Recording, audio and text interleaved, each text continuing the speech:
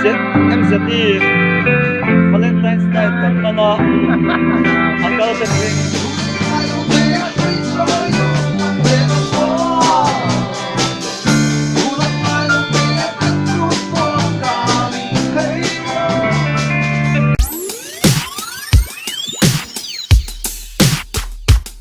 MZT Valentine's Night 2009 na kan house band tour tem nia tuna hianเราลิ้นกันไม่ต้องมี la sai tour te an pui me ka nei VCC mamoya ania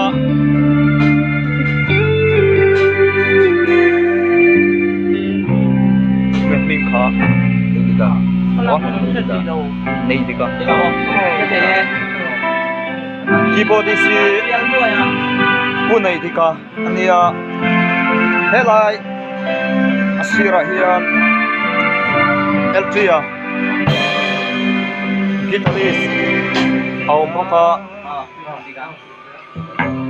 akila hian khuangpu pumamoya moka